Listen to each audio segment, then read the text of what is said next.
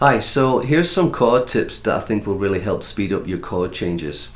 The first one is when you put your chord on, I want you to put the bass note on first. So lots of my students I see, beginners, when they're playing a C chord, the first finger that they put on the fretboard is the first finger, because it feels like the most dominant finger to a lot of people, and then it's the second finger, and then it's the third. If you think about it, when you're strumming, the string that you're going to hit when you strum down the strings first is the E, then the A, then the D. You're going to hit the low strings first. So why are you putting on the high strings first? But you're not going to hit those first, you're going to hit the low strings. So get your bass notes on first in every chord.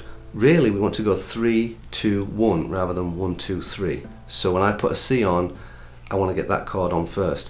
And then eventually you just put in the whole shape on pretty much at the same time. But when you're strumming, bass notes first. Same thing with a G chord, like you don't want to hit the high strings first and then go backwards. You want to get the low strings on first and then you have those.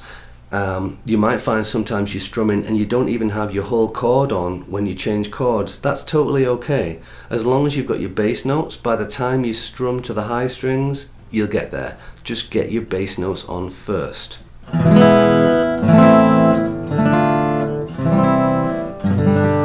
So I'm trying to just hit all my bass notes before the higher strings, right? So otherwise you're going backwards and it just takes longer to switch between chords. There's no way I can do that if I'm strumming chords and I'm trying to go like 1, 2. So I'm not doing that, I'm grabbing the whole shape and I'm going bass first. The second tip would be to keep your fingers frozen. I know when you're first starting to learn chord changes, your fingers want to move like individually, like 1, 2, 3, so it's 3 movements. As you progress, you'll find that it's not 3 movements, we're trying to just do it in one block shape. So let's say we go from C to a G. I'm just going to zoom in real quick. So I've got this C chord.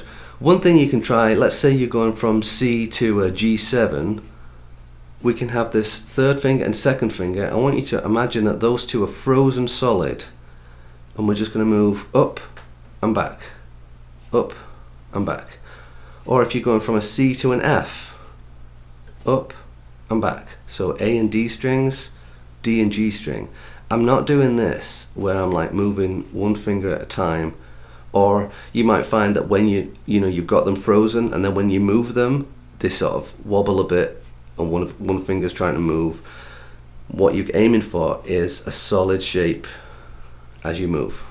Then you can add your first finger later. So if we're going from C to G7, you can forget your first finger for a while, just concentrate on this movement.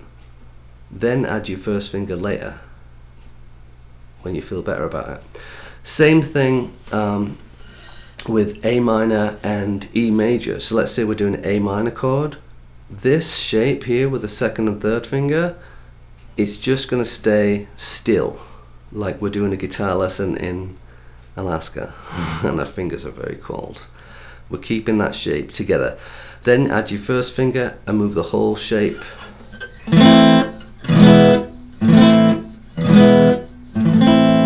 together. That's my second tip.